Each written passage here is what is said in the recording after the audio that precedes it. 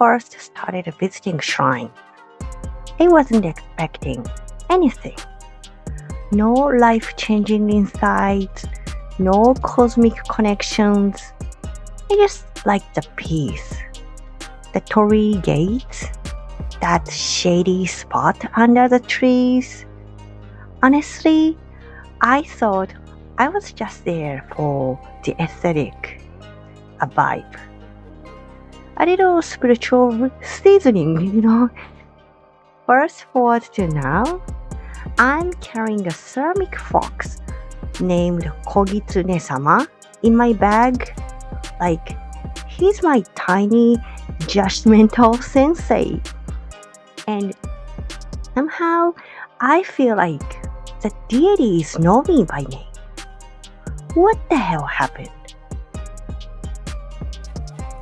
So, I guess today's episode is about how shrine visits went from a casual hobby to something weirdly intimate. Like, instead of visiting a shrine, I started to feel like I was visiting someone. That someone being the kami, the deity. And the shift happened so gradually, I didn't even notice it. It probably started with the peace and quiet. You know, how shrines just kind of swallow the outside noise. You step through the torii gate and suddenly it's like the world softens. No emails, no chats, no bills, no guilt for not being productive. Just trees, stones, that little temizusha, the hand purification basin with water flowing like it's been waiting for you. At first, I just liked the vibe. But over time, I started to feel like I wasn't alone. And no, not in a horror movie way. More like someone is quietly watching over me, but respectfully giving me space. Kogitsune-sama probably noticed before I did. He's been judging me from my bag ever since I bought him as a fox-shaped omikuji and decided to keep him forever. You know how people have pocket crystals or healing stones?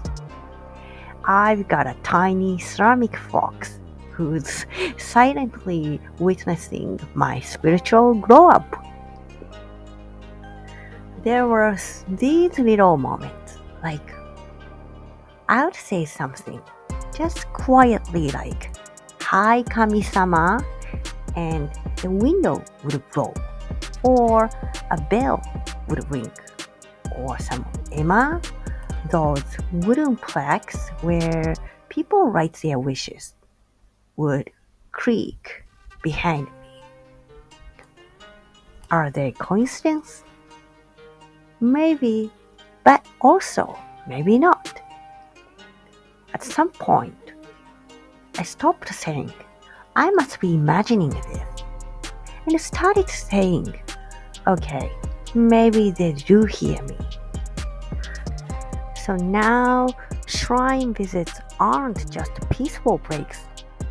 They are check-ins, like visiting a really old friend who never judges you, even when you are a mess.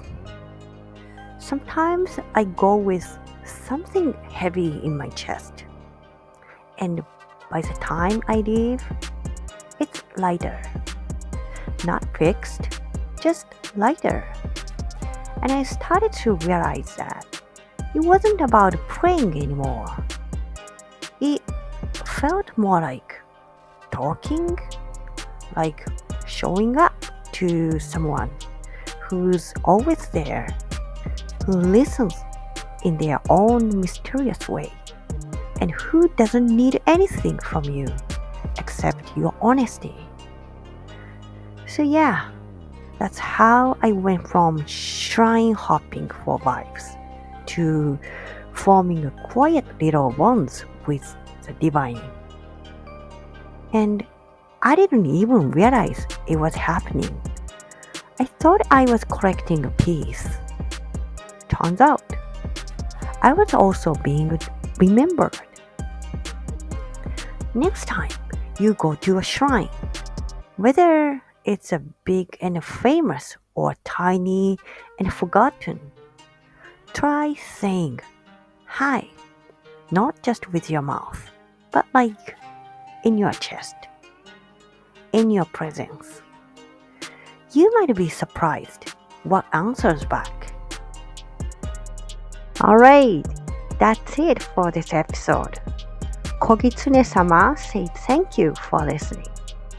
He didn't say it out loud, but trust me, he's grateful. If you've ever had a shrine moment you can't explain, I'd love to hear about it. Until next time, walk slow, listen deep, and maybe say hello to the kami for me. バイバイ、またね。